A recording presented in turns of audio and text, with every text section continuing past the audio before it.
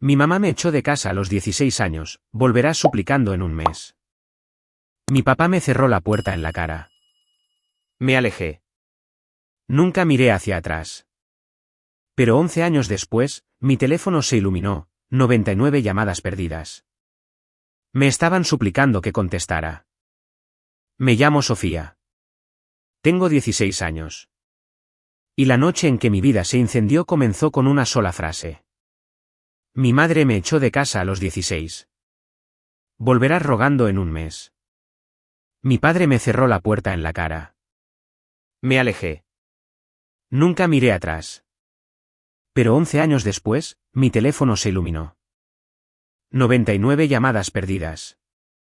Estaban rogándome que contestara. En aquel entonces, yo solo era una niña con dolor en los dedos y una estúpida esperanza en el pecho. Acababan de aceptarme en una prestigiosa escuela de arte al otro lado de la ciudad, el tipo de lugar que gente como yo solo ve en folletos. Llegué a casa aferrada a la carta como si fuera un salvavidas, pensando que mis padres finalmente me verían. En lugar de eso, mi madre leyó las palabras Escuela de Bellas Artes y se rió sin ninguna gracia. ¿Crees que manchar colores en un lienzo es un futuro? Absolutamente no. Rompió el sobre justo enfrente de mí. Pequeños copos blancos llovieron al suelo mientras mi estómago se convertía en hielo. Mi padre ni siquiera se sentó. Se acercó, señalando con un dedo el portafolio que había pasado años construyendo. O te inscribes en medicina como planeamos, o estás sola. Sin casa, sin dinero, sin familia. ¿Elige? Mis mejillas ardían. Mis manos temblaban tanto que tuve que cerrar los puños para que no se notara. Entonces estoy sola, me escuché decir, aunque cada instinto de supervivencia me gritaba que retrocediera. Sus ojos se volvieron fríos como la muerte. Bien. Empaca tus porquerías. Volverás rogando en un mes.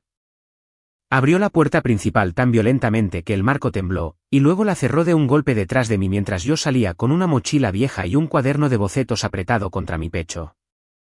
Caminé por esa calle oscura, sintiendo mi infancia romperse detrás de mí como un cable cortado.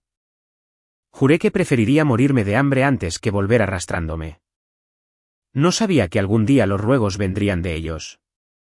Antes de contarte lo que él dijo y lo que pasó después de que me fui, dime, ¿qué hora es para ti ahora mismo y desde dónde estás viendo esto? Tengo curiosidad por ver hasta dónde viajará esta historia. Soy Sofía, 16 años, parada en una acera agrietada con una mochila y un portafolio.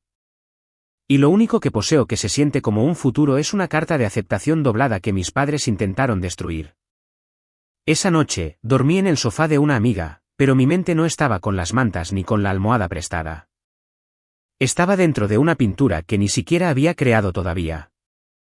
En mi cabeza, vi a una chica alcanzando una puerta mientras dos figuras sin rostro se alzaban detrás de ella, con las manos manchadas con las cenizas de lienzos quemados. Esa imagen no me dejaba en paz.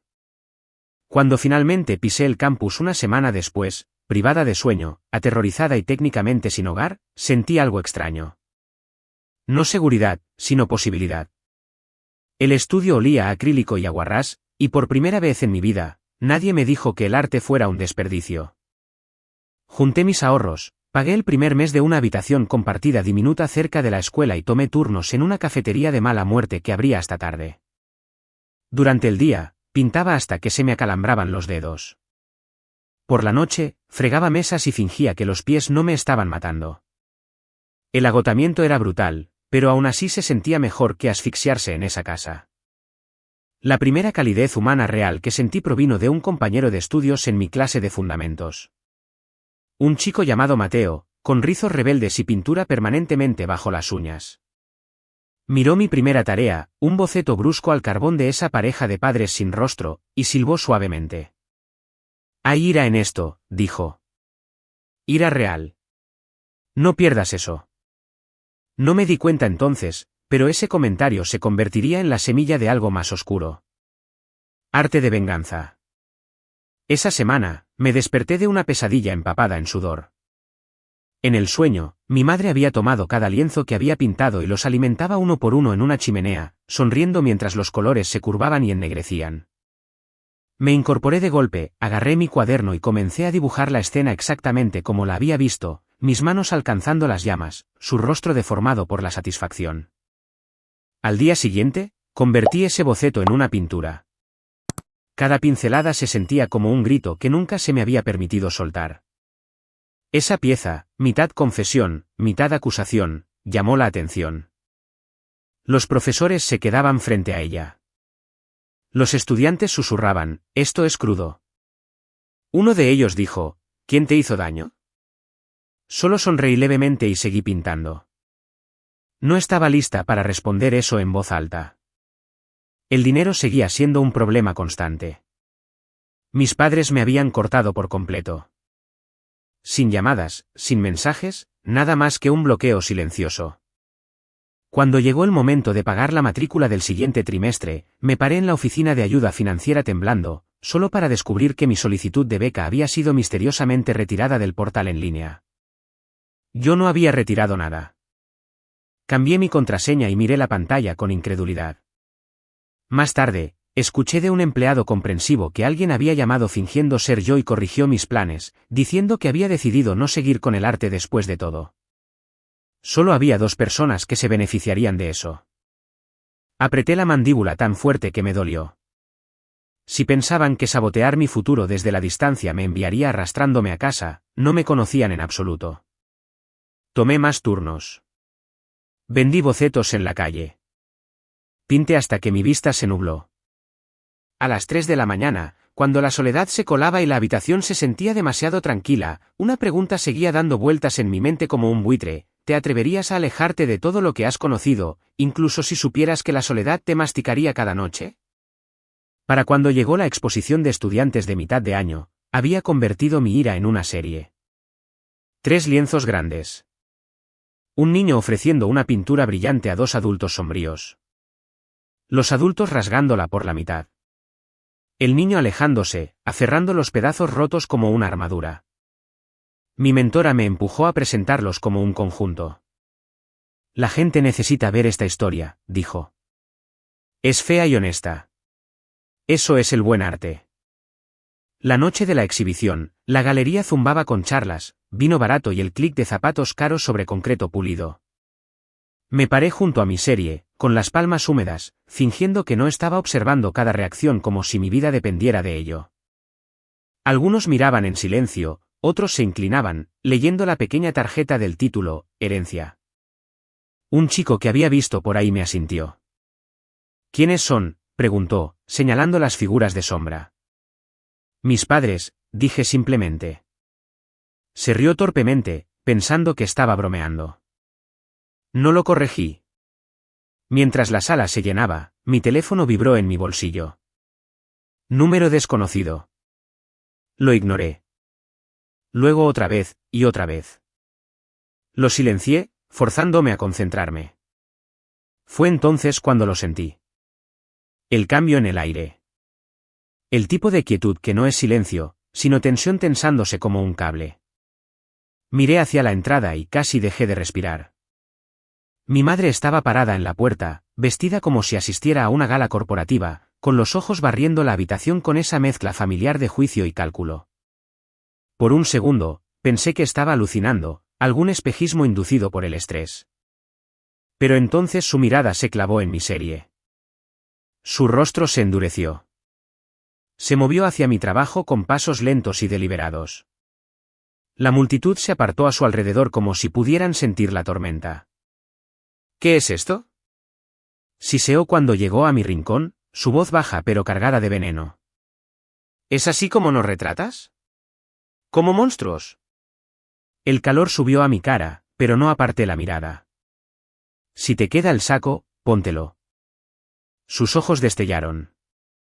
Se acercó más a la pintura más cercana, aquella donde los adultos trituran el trabajo del niño, y levantó la mano como si quisiera arrancar el lienzo de la pared. Por un latido, estuve de vuelta en la sala de mis padres, viendo a mi padre romper mi cuaderno por la mitad y tirarlo a la basura mientras mi madre decía, «Algún día nos agradecerás por esto». Mi estómago se retorció tan violentamente que pensé que vomitaría. No lo hagas, dije, con voz firme, aunque mi pulso rugía en mis oídos. Tocar la obra va contra las reglas de la galería. La gente había comenzado a formar un semicírculo a nuestro alrededor. Los susurros revoloteaban por el aire. Ella pareció notar finalmente a la audiencia. Sus labios se curvaron en una sonrisa frágil, pero sus ojos permanecieron afilados. ¿Esto es lo que has estado haciendo? ¿Pintando nuestro drama familiar para extraños? Nos estás avergonzando. ¿Te avergüenzas tú misma? Respondí en voz baja. Yo solo lo estoy documentando. Antes de que pudiera responder, Mateo apareció a mi lado como si hubiera sido invocado por la tensión. Disculpe, dijo cortés pero firmemente, mirando a mi madre. Puede estar en desacuerdo todo lo que quiera, pero no tiene derecho a amenazar el arte. Su trabajo es una de las piezas más fuertes en esta galería. La gente cerca asintió. Alguien murmuró, ella es increíble, lo suficientemente alto para que mi madre lo escuchara. Las mejillas de mi madre se pusieron de un rojo feo. Enderezó su postura, tratando de reclamar el control. Bueno, disfruta de tu pequeño show, se burló. Veremos a dónde te lleva este arte cuando estés en la quiebra y sola. Dio media vuelta y salió marchando, sus tacones martillando el suelo. La puerta se cerró tras ella con un golpe suave que sonó demasiado parecido a la noche en que mi padre me la cerró en la cara. Después de que se fue, sucedió algo inesperado. Una pequeña multitud gravitó hacia mi serie, susurrando sobre la confrontación que acababan de presenciar. Un bloguero local preguntó si podía destacar las pinturas y la historia detrás de ellas. Siguieron invitaciones para exhibiciones más pequeñas. La humillación que ella trató de lanzar sobre mí como una red se había resbalado, cayendo directamente sobre ella. Miré la puerta vacía y sentí algo retorcerse dentro de mí. No tristeza, no miedo, sino una resolución fría y afilada. Si mis padres insistían en convertir mi vida en un campo de batalla, me aseguraría de que cada herida dejara una marca que no pudieran borrar de su reputación. Cuando los aplausos para los premios de la noche comenzaron unos minutos después y escuché mi nombre llamado por la serie de mayor impacto, una pregunta resonó en mi mente más fuerte que los aplausos. Cuando las personas que se supone que deben amarte te dan la espalda, ¿elegirías perdonarlos o dejar que tu éxito corte de vuelta en su dirección? Después de la exposición, la vida no se volvió mágicamente más fácil. El pequeño premio en efectivo apenas cubrió un mes de alquiler, y la rabia de mis padres escaló de todas las formas que no dejaban moretones, pero dejaban cicatrices. Primero llegaron los correos electrónicos, párrafos largos y furiosos sobre cómo estaba manchando el nombre de la familia y usando el trauma como un truco de marketing barato. Los bloqueé. Luego vinieron las llamadas de parientes repitiendo la versión de la historia de mis padres, que me había escapado, que estaba enferma, que estaba siendo manipulada por malas influencias. Una tía incluso envió un mensaje de voz diciendo que mi arte era demoníaco. Me reí para no llorar. El golpe más duro llegó unos meses después. Caminaba de regreso del turno de noche en el restaurante cuando un coche de policía rodó lentamente a mi lado. Mi garganta se cerró.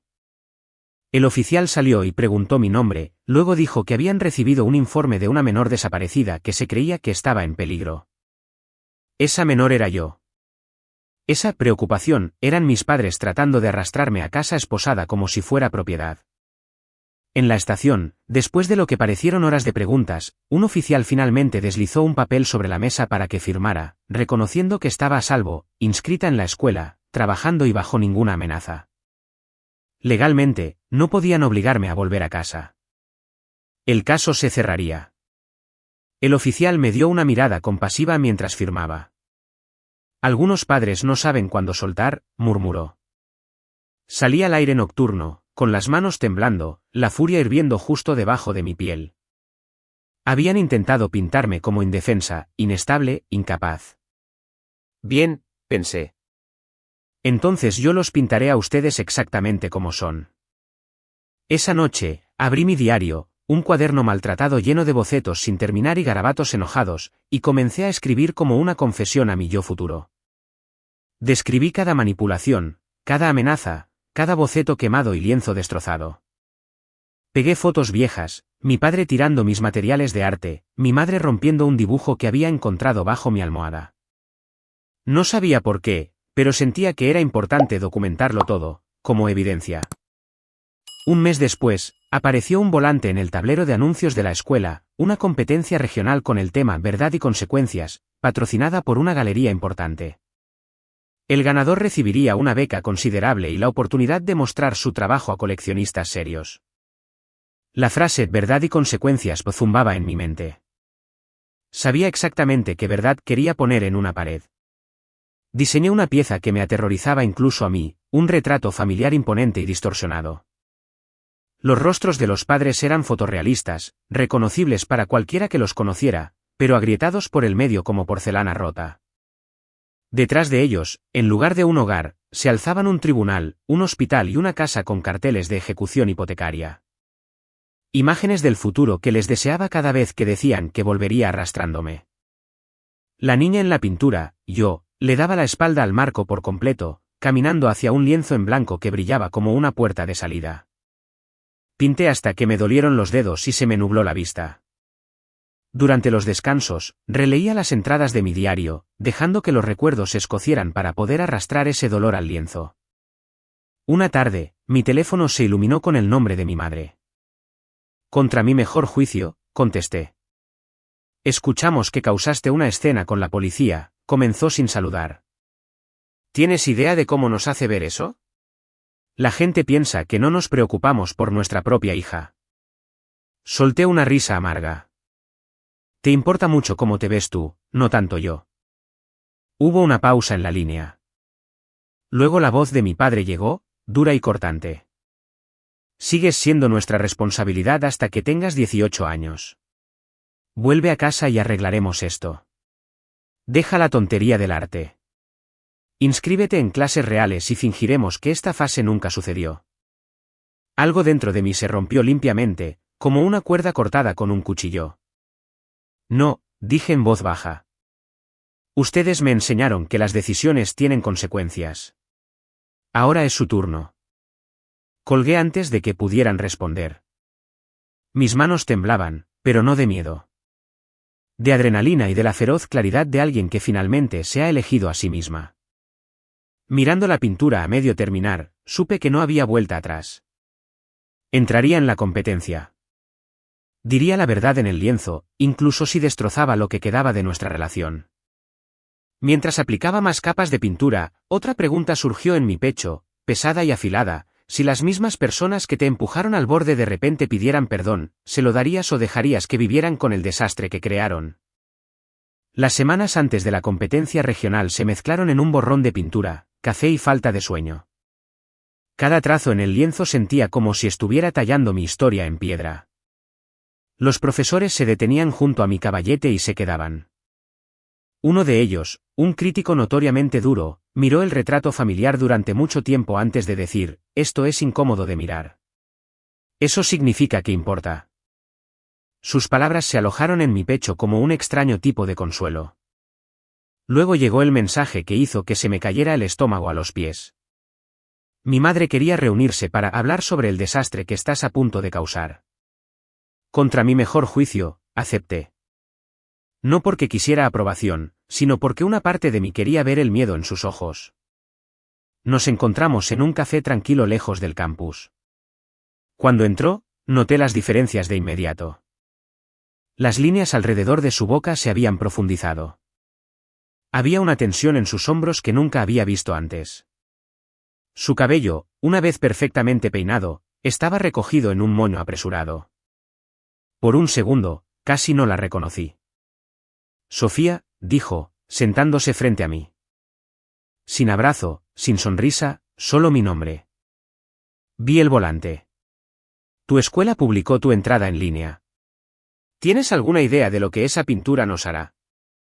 Tomé un sorbo lento de mi café, dejando que el silencio se estirara. Te refieres a lo que le hará a tu reputación, corregí. Mi vida ya terminó de ser controlada por ti. Su mandíbula se apretó. Nos estás haciendo ver como monstruos. La gente en la iglesia, en el trabajo. Se detuvo, desviando la mirada. Ese desliz me dijo más de lo que pretendía. Me incliné hacia adelante. ¿Qué pasó en el trabajo? Sus ojos volvieron a los míos, ira y algo parecido al pánico parpadeando allí. Nada de lo que tengas que preocuparte. Lo cual significaba que todo había salido mal.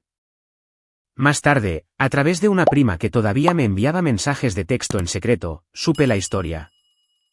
Mi madre había presumido durante años sobre su hija perfecta que iba a la escuela de medicina. Cuando salió la verdad de que me habían echado y cortado por elegir el arte, comenzaron los susurros. Un compañero de trabajo cuyo hijo iba a mi escuela de arte había visto la serie Herencia en línea y reconoció la cara de mi madre en las sombras. Se corrió la voz. Se presentaron quejas sobre su comportamiento poco profesional cuando despotricaba sobre hijos ingratos en el trabajo. Fue degradada silenciosamente. Su imagen perfecta se había agrietado.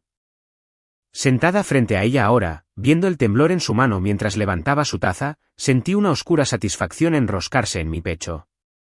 ¿Consecuencias? Piensan que soy una mala madre, dijo, con la voz baja. No entienden los sacrificios que hice. Prendiste fuego a mis sueños y luego te sorprendiste cuando apareció el humo, respondí. Su mirada se dirigió a mí, herida. Hice lo que pensé que era mejor. Quería estabilidad para ti, una carrera real. No, dije, negando con la cabeza. Querías control. Hay una diferencia. Por un momento, la máscara resbaló. No vi a la mujer fría y exigente con la que crecí, sino a un ser humano cansado y asustado cuya vida cuidadosamente curada se estaba desmoronando. Lo siento, susurró. Las palabras fueron tan suaves que casi me las pierdo.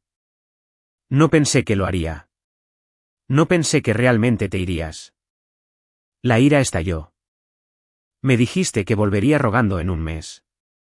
Sus ojos se llenaron de lágrimas. Estaba equivocada. Su voz se quebró. Ahí estaba. La verdadera razón. No mi dolor, su dinero. Me recosté, dejando que la comprensión se hundiera. Así que no estás aquí para entenderme, dije en voz baja. Estás aquí para pedirme que te proteja de nuevo. Tragó saliva, incapaz de negarlo.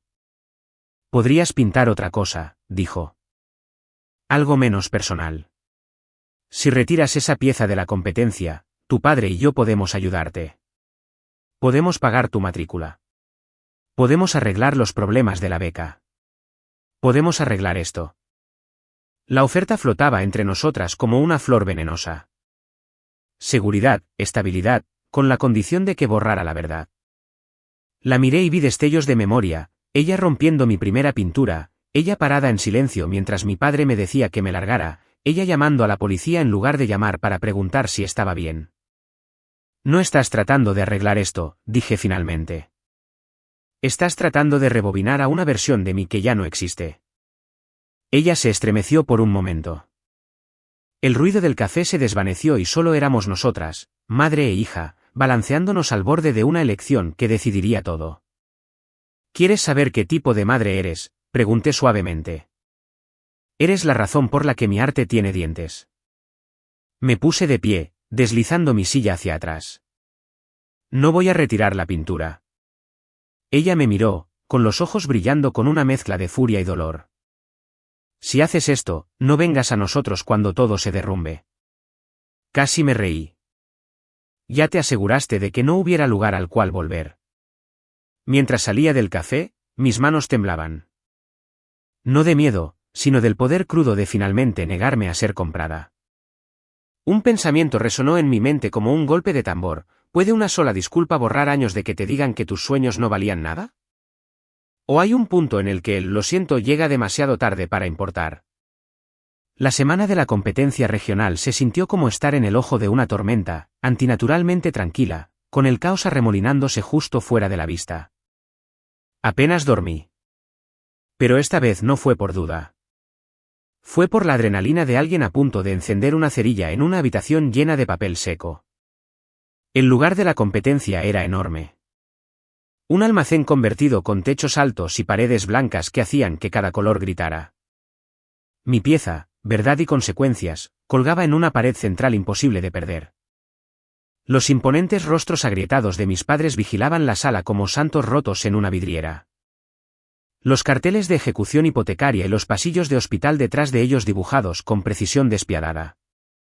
La niña alejándose brillaba en el borde del marco, dirigiéndose hacia ese brillante lienzo en blanco.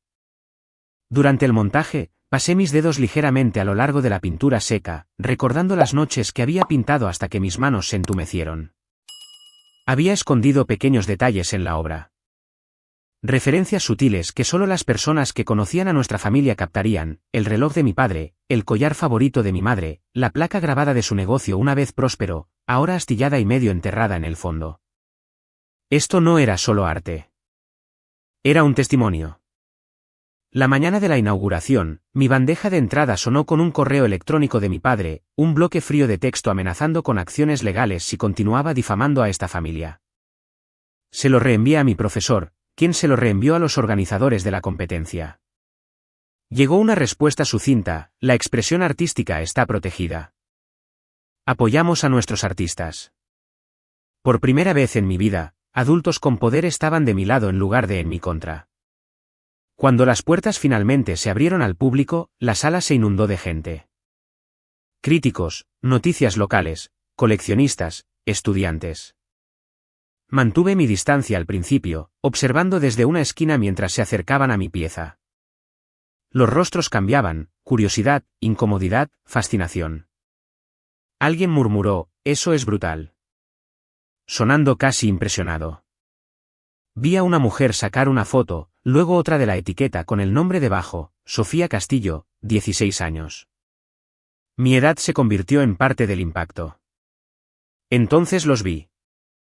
Mis padres entraron juntos, vestidos como si fueran a una gala en lugar de a un juicio en el que no sabían que estaban.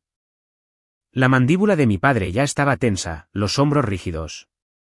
Los ojos de mi madre se movían nerviosamente por la habitación hasta que aterrizaron en la pintura. Observé el momento exacto en que golpeó el reconocimiento. Sus pasos vacilaron. El rostro de mi padre pasó de la confusión a la furia en segundos. La mano de mi madre voló a su boca. Se quedaron allí congelados frente a un reflejo más grande que la vida de sus peores versiones. Algunas personas cercanas se dieron cuenta de quiénes eran. Comenzaron los susurros, agudos y rápidos. Un hombre que reconocí como un periodista local levantó las cejas, mirando entre el lienzo y mis padres como si acabara de tropezar con la historia del año. Mi padre se giró, buscando entre la multitud, y me encontró. Nuestras miradas se cruzaron. Por un latido, la habitación desapareció. «Quítala», siseó cuando llegó a mí, su voz baja pero temblando. «Ahora». Encontré su mirada uniformemente. «No». Su rostro se puso rojo. «Esto es difamación». «Es una pintura», dije con calma. «Pero si quieres hablar sobre los eventos reales detrás de ella, tengo un diario lleno de fechas, detalles y testigos. Podemos llevar eso a la corte si quieres. Verdad y consecuencias, ¿recuerdas?». Su boca se abrió, luego se cerró. Por una vez, no tenía una respuesta inmediata. Mi madre se cernía detrás de él, con los ojos vidriosos con algo parecido al pánico. «Sofía, por favor», susurró. «Ya estamos. Las cosas están mal. El negocio está luchando. La gente dejó de confiar en tu padre después de esos rumores en el trabajo, después de lo de la policía, después de que tu pequeña serie circulara en línea. Esto nos arruinará». Las palabras me golpearon, pero no de la manera que ella pretendía. Todos esos años me habían dicho que fallaría sin ellos, que no era nada por mi cuenta, y ahora mi arte tenía el poder de arruinarlos. Me sentí a la vez poderosa y extrañamente triste. «Ustedes se hicieron eso a sí mismos», dije en voz baja. «Yo solo pinté lo que pasó». Los jueces llamaron a todos a prestar atención para los premios. Mi corazón martilleaba contra mis costillas mientras enumeraban las menciones honoríficas. Luego el tercer lugar, el segundo. Cuando anunciaron al ganador del gran premio, escuché mi nombre. Por un segundo, pensé que había escuchado mal.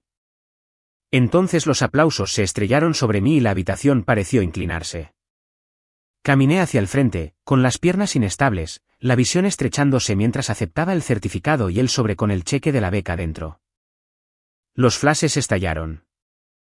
Alguien me pidió que dijera unas palabras. Subí al micrófono, con los dedos agarrando el borde del podio. Mis padres estaban parados al fondo de la sala, pequeños y tensos bajo sus propios rostros agrietados. Esta pieza es sobre lo que sucede, dije, con voz firme, cuando las personas que se supone que deben protegerte se convierten en las que te rompen. Cuando les importa más su imagen que tu felicidad. A veces, la única forma de sobrevivir es decir la verdad tan fuerte que ahogue sus mentiras. Se hizo un silencio. Tomé aliento. Para todos a los que les dijeron que sus sueños eran una fase, o una decepción, o un desperdicio de potencial. Esto es para ustedes. Los aplausos esta vez se sintieron diferentes.